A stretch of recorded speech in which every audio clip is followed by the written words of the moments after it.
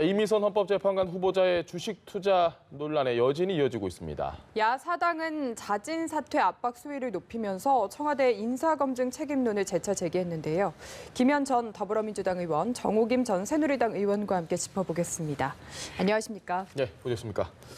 자, 이미선 헌법재판관 후보자 해명부터 저희가 좀 다뤄볼까 합니다. 남편이 다 관리를 했다. 내부 정보나 이해 충돌 문제 이런 건 없었다. 일단 해명은 좀 어떻게 들으셨는지요? 일단 먼저 예. 어제 사고에 대해서 심심한 저희가 입이 10개라도 네. 할 말이 없습니다. 예. 제가 이 얘기를 안 하고 시작하면 또 예. 더불어민주당 입장에서는 매우 유감이기 때문에 먼저 말씀을 드리고요. 일단은 이미선 재판관께서는 국민 눈높이에 맞지 않는다라는 점에 대해서 본인이 정중하게 반성의 예. 입장을 냈고요. 지금 이제 앞서 그 이미선 재판관 후보자의 주식 투자라고 얘기하셨는데 엄격하게 보면 남편분이 대부분 투자를 했던 것이고요. 예. 본인의 명의로 물론 진행된 건 있습니다. 근데 어쨌든 송구하다는 점을 강조했다는 걸 다시 한번 말씀드리고 예. 특히 이제 이미선 재판관이 그동안 법관으로서 했던 판례의 진보성과 그다음에 노동 분야나 아니면은 그 사회적 약자를 위해서 특히 이제 그 피해 여성들이죠. 성폭행으로부터 네. 피해를 받았던 여성의 경우 합의를 하더라도 그것에 대해서는 일벌백계 해야 된다는 입장을 강조하셨어요. 그래서 오늘 헌법재판소에서 그 이제 낙태 문제에 대해서 판결이 나온 만큼 네. 어쨌든 여성 재판관이 한 분 더 있음으로 인해서 여성에 대한 그동안의 관례나 판례들이 좀 많이 진보화되지 않을까라는 기대를 해봅니다. 그래서 잘못된 점은 잘못됐다 하더라도 네. 이분이 이 재판관으로서 역할을 할 수 있는지 없는지에 대해서도 함께 좀 놓고 봐야 되는 것이 아닌가 싶습니다. 알겠습니다. 적격이라고 판단을 하시는 저는 거죠? 개인적으로 죄송합니다만 제가 또 강원도 분이세요. 예. 그래서 예. 팔이 또 안으로 좀 조금은 굽어지더라고요. 인지상정입니다. 네, 그리고 사실 이 우리 사회의 여성이 정책으로 진출하는 문제나 아니면은 고위직으로 가는 게 굉장히 어렵지 않습니까? 예. 그래서 그런 부분까지 좀 종합적으로 놓고 보면 청와대에서 이제 물론 저런 문제에 대해서 조금 더 엄격한 기준을 왜 하지 못했냐라는 아쉬움은 있습니다. 근데 네. 그럼에도 불구하고 저 문제로 인해서 일을 못하게까지 할 정도는 아니지 않겠나 이런 생각이 듭니다. 알겠습니다. 네. 정 의원님 평가해 주신다면요? 그 애초에 추천이 될 때는 아마 이제 여성이라는 측면 예. 그리고 40대의 젊은 판사라는 어떤 그 다양성이 많이 고려된 것 같습니다. 예. 그리고 이미 말씀하셨듯이 사회적 약자라든지 또는 그 여성에 대한 어떤 본인의 어떤 가치를 인정받은 게 아닌가라는 이제 이야기가 나오는데 그걸 또 뒤집어서 보면은 예. 결국은 민변 출신이고 예. 또 그 인권법 연구회입니까? 결국은 그 출신이기 때문에 코드 인사를 한 게 아니냐 이러한 이제 그 비난도 나오는 데다가 기본적으로 자기가 어떤 훌륭한 가치를 가지고 있고 또 그거와 관련해서 행동을 했다 하더라도 예. 공직자로서의 가장 기본적인 뭐라 그럴까 기본이 되어 있어야 되거든요. 근데 지금 일부 야당의 주장에 의하면 주식으로 278%의 재산을 증식했다. 그리고 67개 종목에서 376차례의 거래를 했다. 이제 이런 주장이 나오고요. 예. 심지어는 그 야당 같지 않은 여당이라고 해야 될까요? 지난 보궐선거에서도 더불어민주당이 그 후보를 내지 않음으로써 예. 그 승리한 정의당에서까지 데스노트에 올리면서 결국은 부업이 판사고 이게 본업이 주식거래 아니냐 이런 얘기가 나오고요. 그다음에 이미 장관 그 청문회와 관련해 가지고 아직까지 여진이 남아 있는 상태입니다. 예. 박영선 장관 그리고 김현철 장관 이런 상황에서 민주당 내에서도 이거 좀 너무 과한 거 아니냐라는 목소리가 나오더라고요. 조응천 의원이라든지 금태섭 의원, 표창원 의원도 아마 그런 이야기를 한 것 같은데요. 이런 상황에서 과연 임명을 강행했을 때 그 후폭풍에 대해서 집권당인 더불어민주당과 대통령은 어떤 생각을 할지에 대해서 우리가 좀 주목해 볼 필요가 있다라고 보여지고요. 예. 그 법적으로는 잘못한 게 없다 그러는데 오늘 그 몇몇 야당이 지금 이 조사를 지금 요청한 부분이 있거든요. 네. 예. 그래서 그 서울중앙지법 부장판사로 근무하던 지난해에 이테크 건설의 건설 현장 설비 피해 사고와 관련해서 보험사가 제기한 민사재판을 예. 담당을 했는데 승소는 본인이 그 주식을 투자한 그 회사가 또 승소 판결을 받았어요. 예. 그것뿐만이 아니라 또 작년 2월에는 2,700억 원 규모의 발전 사업 프로젝트를 공시하기 직전에 예. 바로 그 해당 건설 주식을 대량으로 매수했다는 의혹까지 받고 있거든요. 그래서 본인은 법적으로 잘못한 게 없다 그러면서 또 무슨 얘기를 하냐면 헌법재판관으로 임명되면 모두 처분하겠다 그러거든요. 예. 아니 잘못한 게 없는데 처분을 왜 합니까? 그러니까 이게 지금 앞뒤가 맞지 않는 데다가 이미 여론이 상당히 안 좋고 또 정의당까지 반대하고 민주당 내에서도 우려를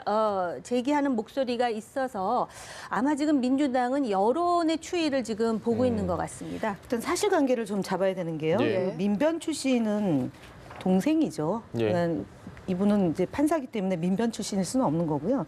그다음에 우리법 연구회도 남편분이 활동을 했던 거이죠. 그래서 언제부터 우리가 그 남편이 활동했던 단체, 그 판사 시절에 했던 거로 놓고 문제되긴 하는 건 이건 사실은 좀 사상 검열하는 야당의 못된 그 프레임이라고 저는 봅니다. 그래서 예. 그거는 좀 제척이 돼야 된다고 탄핵이 돼야 된다고 보고요. 지금 본인이 이 어쨌든 그 주식 보유 및 거래와 관련해서 불법이 확인된다면 사퇴한다고 얘기했던 것이고요. 네. 그다음에 임명된다면 보유 주식 전부를 매각하겠다라는 거고 재판관 퇴임 후에는 영리 활동을 하지 않겠다라고 공개 약속을 했습니다. 예. 그러니까 일단은 뭐 후폭풍이 만만치 않을 거다라는 점도 물론 야당 시각이 일각에서는 있을 수 있는데 한편으로 이분이 활동을 잘 한다고 하면 예. 저는 뭐 정의당에서 데스노트를 했다 하더라도 임명된 사례도 있고요. 임명된 분이 일을 잘 하고 있는 분도 물론 계십니다. 정의당에서 좀 간과하고 있는 것이 앞서 말씀드렸던 사회적 약자와 그다음에 그 노동자들을 판례, 노동자들의 입장에 서서 네. 판결했던 판례 이런 부분들을 좀 존중을 덜하지 않았나. 그다음에 여성이라는 것하고 그다음에 유일하게 그러니까 이번에 만약에 이분이 임명이 된다면 30%를 넘게 채우게 되죠. 됩니다. 예, 예. 9명 중에 3명이 되지 않습니까? 이건 우리 그 현정 사상 처음 있는 일이라고 저는 봅니다. 지금 어디에도 30%가 적용이 안 됩니다. 이제 저희 더불어민주당도 당헌에는 30%를 이제 출마의 경우 이제 30%를 하여야 한다고 되지만 사실은 잘 못 맞추기 좀 어려운 지킵니다. 부분이 그다음에 있죠. 이제 비례대표 정도가 이제 50%로 남녀 동수로 가는데 여성의 정치적 진출, 사회적 진출이 우리 사회를 진일보하는데 큰 공이 될 거라고 저는 보거든요. 네. 그래서 여성 정치인이기 때문에 저 이제 지금 재판관에 대해서도 우호적으로 볼 수도 있습니다. 그래서 그것이 편견이다라고 지적받을 수도 있겠지만 정의당에서 좀 살펴봐야 될 것 중에 하나는 주식으로 해서 불법이 있었느냐의 문제보다는 정서의 국민 정서, 총선 전까지 저는 이 부분은 끊임없이 제기될 거라고 봅니다. 각 네. 당의 지지율을 올리기 위한 소위 말 보이지 않는 진짜 총성이 예. 오고 가는 시점 아닙니까? 예. 그렇기 때문에 정의당에서 얘기를 하겠지만 결국은 장점, 그러니까 청와대가 왜 이분을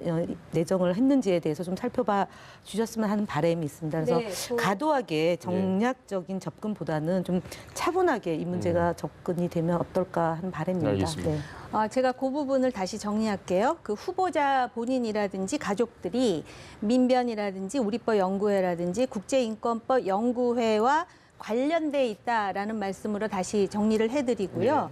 그렇기 때문에 이게 사상검열이라고 표현을 하시는데 그냥 관련이 돼 있다라고 하는 그 주장 자체를 사상검열로 보는 거는 이들 그 단체들이 상당히 사상적으로 경도되어 있다라는 거를 오히려 그 암묵적으로 인정하는 게 아니냐 이런 인식을 받았고요. 그다음에 여성들이 이런 고위직에 진출하는 거에 대해서는 저도 여성의 한 사람으로서 매우 그 환영하는 바입니다. 예. 그럼에도 불구하고 얼마 전에 그 이유정 헌법재판관의 경우에도 바로 이 주식 관련해가지고선 그 낙마한 사례가 예. 있는데요. 결국은 자기네 진영 안에서 코드 인사를 하다 보니 여성 재판관 중에 그렇게 훌륭한 사람이 또 없겠습니까? 찾아보면 있습니다. 이걸 오히려 진영 논리라든지 코드 인사라는 오해를 불식시키기 위해서라도 이런 부분에 있어서 이런 문제, 이 주식 무슨 불법이냐 그랬는데요. 과거에 부동산 불법 아니라도 부동산을 많이 가졌다는 이유로 장관이라든지 기타 청문회에서 낙마한 인사들이 예. 수도 없이 많습니다. 그리고 솔직히 법보다 위에 있는 국민감정법에 대해서 더 존중한 당이 어느 당입니까? 저 얘기에 대해서는 제가 이제 지난번에도 말씀을 드렸지만 예.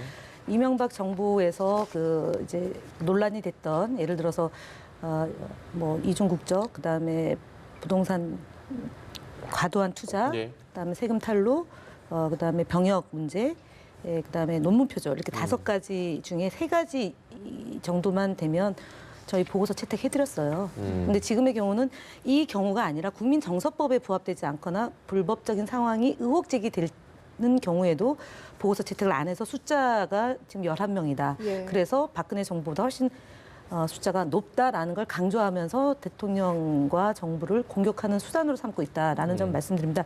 지금 제가 얘기하는 거는 국민정서법 맞죠. 중요하죠. 그러나 거기에 또 하나는 현행 법에 저촉이 되느냐 안 되느냐도 엄격한 기준과 잣대가 돼야 된다고 중요하죠. 봅니다. 그런데 최근에 박영선 의원의 문제라든가 아니면 김현철 장관의 문제라든가 보면 국민정서법과 그다음에 자유한국당이 생각하는 기준.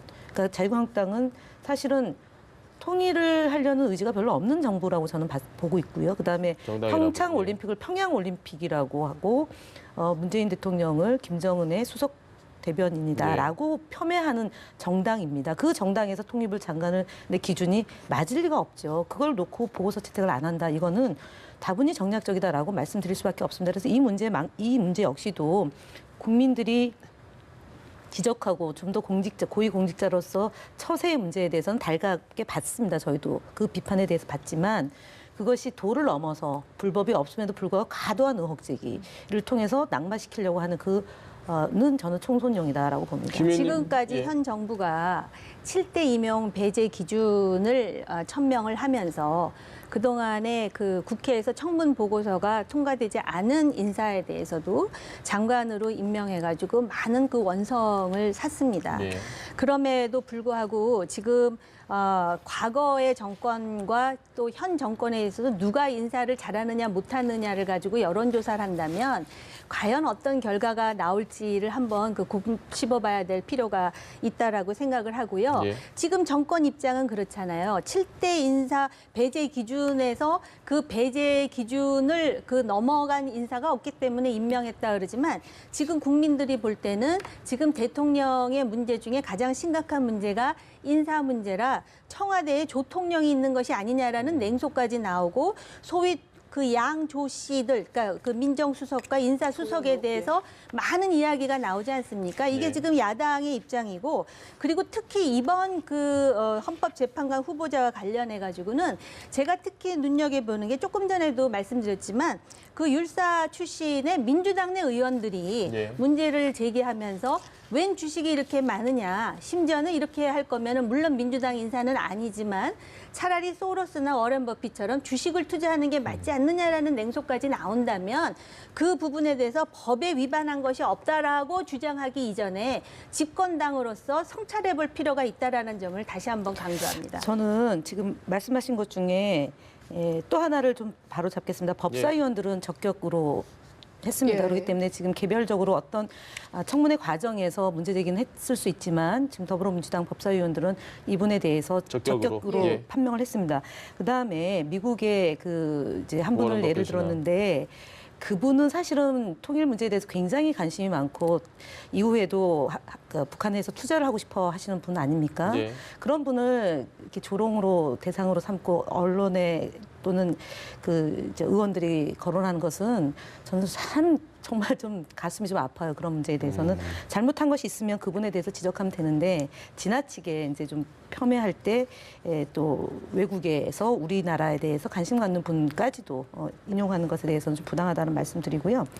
그리고 이제 지난 정부 얘기하는데 저희가 국정 운영을 원활하게 하기 위해서 장관이나 총리 내정자에 대해서 상당한 문제가 있는 것을 발견하고도 저희는 사실은 인사청문회 때 통과시켜준 분들이 많아요. 지금 법무부 장관 하고 계시는 전직 법무부 장관 출신의 한교안 대표님 17개월 동안 15억 6천만 원을 전관 예우 차원으로 했습니다. 한 달에 수임료를 받았습니다. 한 달에 1억입니다.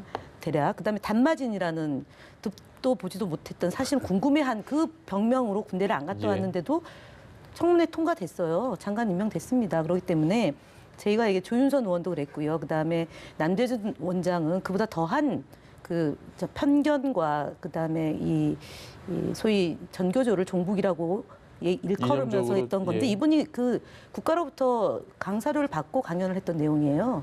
그렇기 때문에 제가 말씀드린 건 제 경험상 제가 인사청문회 한 분에 대해서 얘기를 드리고 일부는 하고 일부는 안 했지만 유정복 장관도 당시에 출판 기념회로 돈 벌었던 수익금이 상당합니다. 그럼에도 불구하고 저희가 정권 초기에 안정적 국정 운영을 위해서 협조를 했습니다. 그렇기 때문에 제가 말씀드리고자 하는 것은 과거 정부가 이랬다가 아니라 과거 정부 때 정치인들이 여당과 협력을 하기 위해서 어떤 일을 했는가를 국민들이 잘 모르시기 때문에 설명을 드리는 거고요. 이 부분에 대해서도 팩트가 아닌 것이 되면 안 되기 때문에 법사위원이 다 적격으로 판정됐다라는 점 말씀드립니다. 그 이야기가 확산돼서 과연 이것을 가지고 계속 논쟁을 해야 될지에 대해서 약간 고민스럽기는 하나 지금 자칫 잘못하면 과거의 집권당의 적격 사유에 많이 부족한 후보들을 야당으로서 뽑아주셨으니 이게 이렇게 해서 협조해야 되는 게 아니냐는 국민들에게 상당히 깊은 오해를 불러일으킬 수가 있을 뿐만 아니라 그 당시에 그 과정에서 여야 사이에 어떤 물밑 협상이 있었는지에 대해서 얘기를 하자면 하루에가 다 지나도 못할 것 같고요. 그다음에 제가 미국의 투자자들을 폄훼한 것이 아니라 모 야당의 의원께서 바로 그런 투자의 규제처럼 그렇게 그 투자를 할 바에는 이 지금 후보자에게 하는 얘기지 그 투자자들을 폄훼하는 얘기가 아니라는 부분을 강조하고요. 그다음에 이 말씀을 드리고 싶습니다.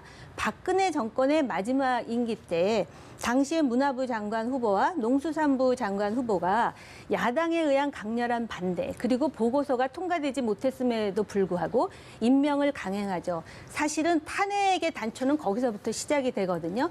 오만한 정권에 대한 국민의 입장과 그다음에 국민의 심판에 대해서 무서워할 줄 아는 집권당이 돼야 된다라고 생각을 하고요. 바로 그런 부분에서 지금 집권당도 심각하게 생각하기 때문에 여론 추이를 보겠다는 건 아니겠습니까? 법사위에서 통과됐음에도 불구하고 집권당의 그런 의원들이 자기 목소리를 내는 것에 대해서는 저는 굉장히 건강하게 보고 있습니다. 저는 탄핵의 단초, 그러니까 마지막이라고 얘기하는 데가 아닙니다. 탄핵의 단초는 세월호 참사를 제때 국민을 보호하지 못했기 때문에 그 시간에 대통령이 없었고 국가가 없었다라는 것 때문에 촛불을 들었던 수많은 국민들이 있습니다. 그렇기 때문에 장관 몇 사람에 대해서 잘못 인사가 돼서 탄핵이 됐다라고 얘기하는 거는 그 촛불을 든 국민들에 대한 명예를 좀 생각해 주셨으면 하고요. 제가 말씀드리고자 하는 것은 잘못된 인사에 대해서는 자진 처리를 하거나 그러니까 사퇴를 했습니다. 그리고 과도하게 보고서를 채택하지 않았던 게 많이 있고 이 문제에 대해서는 본인이 분명히 잘못됐다라고 시인했고 이후에 어떻게 할 거다라는 약속을 했습니다. 그렇기 때문에 불법이냐 아니냐를 엄격하게 살펴보자라는 취지로 말씀을 드린 거고요. 제가 얘기했던 거는 아까 제가 실명을 거론 안 한 이유는 그 야당 의원에 대해서 지적한 겁니다. 얼마 전에 청와대 전 대변인이 부동산 거의 투기에 가까운 그 투자를 해가지고 부인이다 한 것이다 해서 결국 물러나서 사람들의 조롱거리가 됐는데 적어도 대한민국 헌법을 다뤄야 될 헌법재판관이라는 사람이 이거는 남편이 한 것이라 난 잘 모르겠다라고 말한다면 그 자체가 과연 헌법재판관으로서의 자격이 있는가. 40대 좋습니다. 여성 좋습니다. 그리고 소수자 그리고 사회적 약자를 보호하는 거 다 좋습니다. 근데 사람은 기본적으로 국민의 세금으로 국록을 먹으면서 공직의 일을 하기 위해서는 기본이 돼야 된다라는 말씀을 다시 한번 강조하고 싶습니다. 그 두 분께 궁금한 게 워런 버핏 얘기하고 했던 분이 박지원 의원인데 실명을 얘기를 안 하시는 이유가 혹시 따로 있습니까? 저요? 예. 아니 저는 그 인용한 것에 대해서 불편하다라는 거기 때문에 인용을 안 하는 거예요. 네. 알겠습니다. 또 인용하는 것이 그분한테 결례가 되기 때문에. 알겠습니다. 김 의원님 나오시면 이건 여쭤보려고 했습니다. 민주당 내에서 지금 이제 저희가 표면적으로 드러난 뭐 부적격이다, 적격이다 이 의견은 다 알고 있는데 혹시 내부적으로도 뭐 좀 기사는 조금씩 나오고 있습니다. 뭐좀 불만스러워하시는 분들도 있는데 실질적으로 대체적인 분위기는 좀 어떻게 저희가 이해를 하면 될까요? 일단은 그러니까 저희는 예전에 뭐 박근혜 정부 때 여당과 예. 집권 여당과 박근혜 정부는 차치하고요. 저희가 이제 이전에 열린우리당의 그 교훈을 갖고 있는 정당 아닙니까? 예. 그러니까 그때 물론 대통령이 당원이 아니었기 때문에 당청이 분리되어 있었기 예. 때문에 당은 당대로 청와대는 청와대대로 하면서 굉장히 곤란한 일을 많이 겪었어요. 예. 그런 경험을 타산지석으로 삼자라는 게 매우 강하게 형성이 되어 있다는 거고요. 그렇다고 해서 잘못된 것까지도 감싸고 그런 건 아닙니다. 그래서 잘못된 경우는 저희가 비공식적으로 충분하게 의사를 전달합니다. 그래서 예를 들어 지난번에 2명에 대해서 자진 철회 예. 또는 사퇴하게 된 배경도 당에서 의견이 전달됐기 때문에 가능한 결론이다라고 봅니다. 그래서 이 문제와 관련해서는 제가 이제 적어도 토론에 나오기 전에 예. 어떠한 분위기와 흐름을 파악하고 나온다라고 보시면 될 것 같아요. 그렇죠. 제가 그냥 개인적 의견으로만 나오는 건 아니잖아요. 그러면 오늘 제가 어떤 말씀을 드렸는지를 종합해 보시면 당의 기류가 충분히 이해를 할 수 있는. 이해하실 수 있는 것 아니겠나 이렇게 말씀드리겠습니다. 알겠습니다. 의원님께 하나만 더 질문을 드리자면은 지금 이효정 전 후보자와 이미선 후보자가 많이 비교가 되고 있거든요. 정 의원님도 경우가 말씀을 다릅니다. 하셨고요. 네. 예, 어떻게 다른지 좀 내부 얘기해 주실 수 정보를 있을까요? 통해서 그분 부부뿐만이 아니라 다른 이제 변호사 사무실 근무하는 분들도 구입을 했다는 게 드러난 거고요. 예. 이 경우는 내부 거래가 아니다라는 걸로 불법이고 아니기 때문에 경우가 다르다라고 봅니다. 네. 정 의원님 아까 조조 라인에 대한 얘기를 네. 해주셨습니다. 조국 민정수석 그리고 조현옥 인사청이 그 두 분에 대한 책임론이 지금 굉장히 많이 네. 좀 제기가 되고 있는 게 사실인데 여당 입장에서는 그거 좀 너무하다 이제 좀 그만해야 되지 않냐라고 얘기를 하고 야당 입장에서는 이젠 정말 책임을 져야 된다. 결론이 어떻게 나야 된다고? 저는 이거 시간 문제라고 봅니다. 예. 요번에 또 책임을 안 지는 상황이 벌어진다 하더라도 결국은 책임을 질 수밖에 없는 상황으로 계속해서 가고 있다. 이건 시간 문제다라고 보여집니다. 왜 이런 부분에 대해서 과거에 노무현 정권 얘기를 하셨는데 노무현 정부 때와 같은 그런 모습을 보이지 않고 예. 계속해서 마치 또 집착하는 것 같이 그러면서 조국 민정수석과 관련해 가지고는 뭐 공수처라든지 뭐 이제 그런 그 역할이 있다 이런 얘기를 하는데 개인적으로 볼 때 그 이유가 무엇일까가 참 궁금했습니다. 예. 어쩌면은 이미 이 검증의 단계를 넘어서는 또 다른 변수가 있든지, 그러니까 이 사람들에게 애초부터 책임이 없는 거든지, 아니면은 이 부분과 관련해서 여전히 대통령이 무한 신뢰를 보내고 있는 건지 뭐 둘 중에 하나겠지만 이 부분에 대해서는 지금 뭐 야사당이 지금 거의 한 목소리로 그 책임론을 주장하고 강조하고 있는 상황이기 때문에 네. 이 책임을 언제 질 것인가 이거는 저는 시간 문제라고 보여집니다. 알겠습니다. 네, 이 문제에 대해서는 어떻게 생각하시나요? 지금 청와대로서도 어쨌든 인사검증 문제가 계속 나오면 부담이 될 것 같은데요. 그러니까 지금 기준과 잣대를 놓고 얘기하는 것 같은데요. 주식 투자를 좀 많이 했다고 해서 그러면 공직에 진출할 수 없는 문제냐라는 네. 거가 또 이제 논란이 될 것 같아요. 지난번에 이제 국토교통부 장관이 세 채였잖아요. 근데 주택이 그럼 세 채 이상이냐 아니면 두 채냐라는 문제가 있을 거잖아요. 예. 아파트냐 오피스텔이냐 아니면은 연립주택이냐. 그러니까 그런 문제가 다 있는데 기본적으로 그러니까 청와대의 인사 시스템의 문제다라고 얘기한다라면 네. 예를 들어서 신대한 결격 사유, 그러니까 범죄 혐의가 있음에도 불구하고 사전에 발각이 되지 않았다. 내지는 중간에 청문하는 과정에서 드러났는데도 불구하고 밀어붙였다라면은 논란이 될 수 있을 예. 거라고 봅니다. 그러나 그 기준, 그러니까 7대 기준에서 이것이 이제 정말 2005년도 7월 이전에 벌어진 유장 전입이냐 아니냐의 문제도 있었던 것이고 상습적이냐 아니면은 지속적이냐 예. 내지는 악의적이냐라는 점으로 세분화돼서 보겠다라고 얘기를 했지 않습니까? 7대 기준으로 하면서 그다음에 음주운전도 10년 안에 2회 네. 내지는 뭐 현행 그 이제 공직에 있을 때 음주운전이 있으면 아예 안 되는 거고, 그다음에 미투가 사회적 문제로 확산됐을 때 성범죄자는 아예 배제시킨다 네. 이렇게 된 거지 않습니까? 그렇기 때문에 지금 인사검증 라인에 문제가 있다라고 얘기하는 것에 대해서 청와대에서 부분적으로 잘못된 점은 있다. 우리가 그러니까 미숙하게 처리한 부분은 있지만 경질할 사안까지는 아니다라고 놓고 보는 이유가 그런 차원이라고 봅니다. 네. 알겠습니다. 주제를 바꿔보겠습니다. 자, 바른미래당 얘기를 해보시죠. 손학규 대표 거치 어떻게 해야 될까요? 질문 간단합니다. 제가 뭐 지난번에도 말씀드렸듯이 그 당시에 이제 보궐선거 때 그 바른미래당이 걷어간 득표율이 있지 않습니까?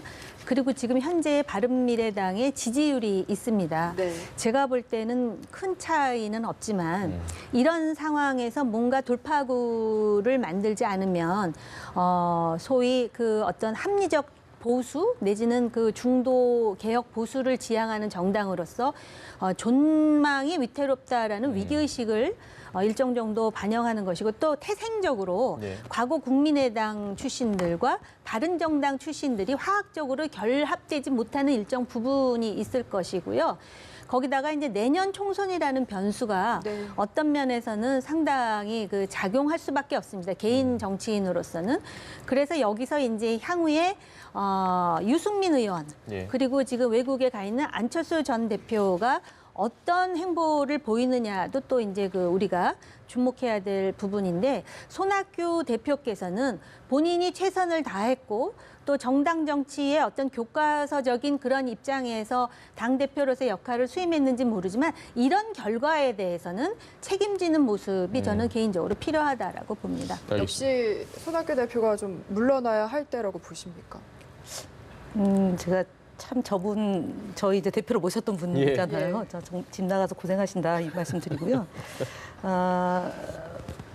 안 물러나실 거예요. 왜냐하면은 그러니까 이대로. 중간에 뭐 보궐선거 2군데인데 그 중에 이제 3.47, 57, 예. 57 해가지고 뭐 4등했다는 것은 사실은 수모이죠. 저분이 볼 때는.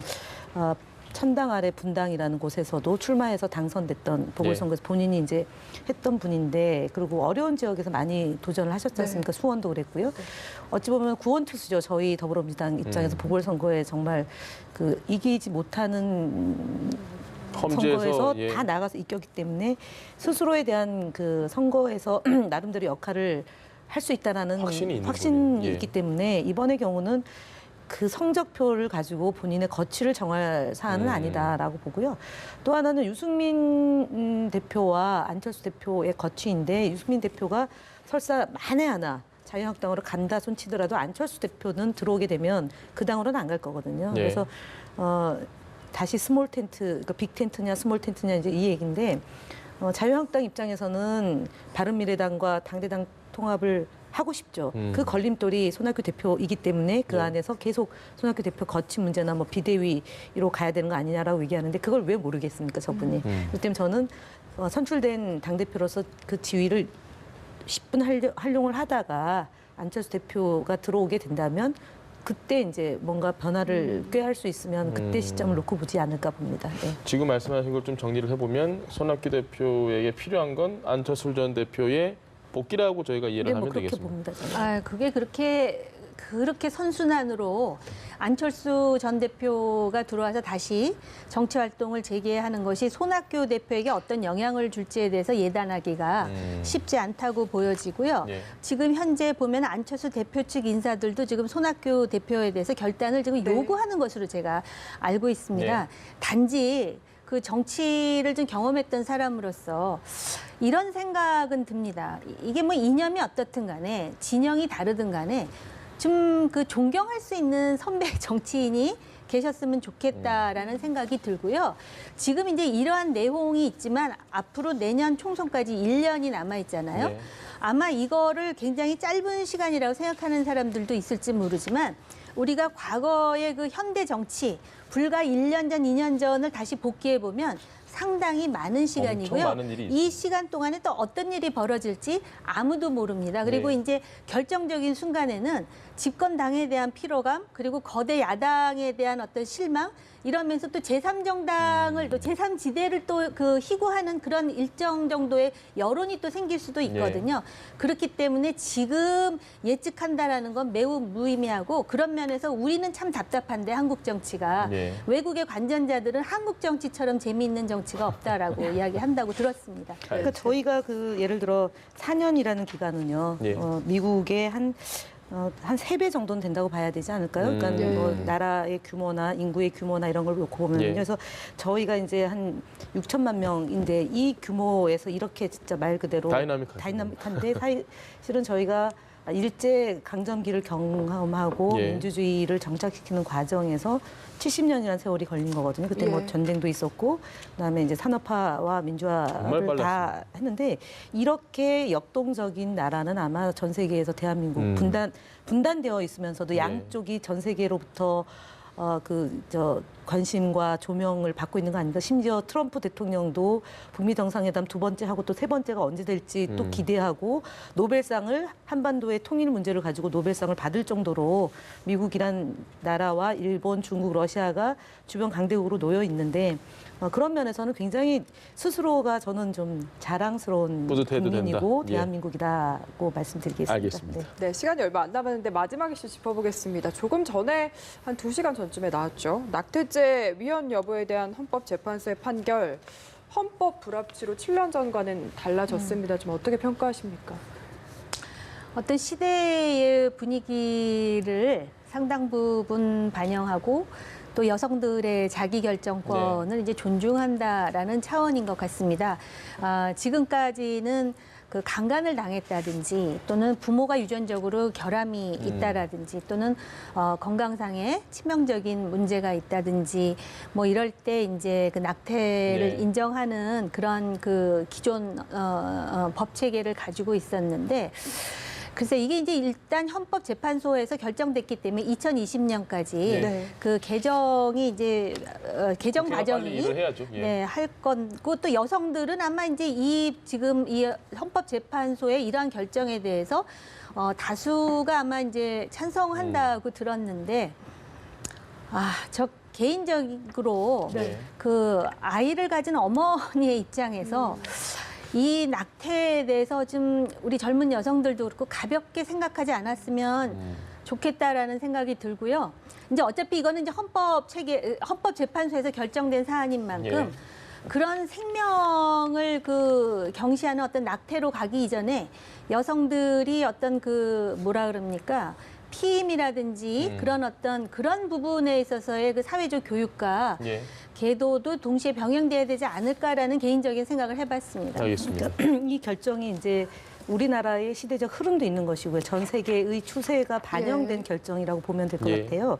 그래서 이제 수술한 의사를 처벌하는 규정 때문에 한 의사가 이제 헌법재판소의 그 판단을 요구하는 게 결정이 난 거니까 2020년까지 자기 결정권과 그다음에 이제 수술한 의사에 대한 처벌이 되는 조항이 상충이 된다고 하니까 그 부분을 어떻게 할 거냐의 문제와 앞서 얘기했던 생명 존중과 어디까지가 그럼 생명이고 어디까지가 아닌지에 대한 이 기준도 굉장히 이제 좀 어렵죠. 논쟁이 돼야 되지 않을까 싶어요. 그래서 그 부분에 대해서 저희는 어쨌든 그동안 우리 사회가 집단지성을 발휘해서 그러니까 수구의 민주주의를 통해서 결정을 낸 사례가 많기 때문에 이번 경우도 저는 슬기롭게 논의를 모아서 가면 되지 않을까 싶은데, 다만 걱정은 총선이 또 내년에 있기 때문에 그 정치권에서 이 문제를 가지고 또 정략적으로 셈법을 가지고 또 계산하기 시작하면 뭐 여성 대 남성의 문제로 본다거나 아니면은 또 젊은 층을 상대로 해서 거기서 또 갈라치기를 한다거나 이렇게 접근해서는 우려되는 좀 부분입니다. 안 했으면 좋겠습니다. 근데 할 것 같습니다. 알겠습니다. 네, 오늘 두 분 말씀 여기까지 듣겠습니다. 김현 전 더불어민주당 의원, 정호김 전 새누리당 의원과 함께했습니다. 말씀 감사합니다. 네, 고맙습니다.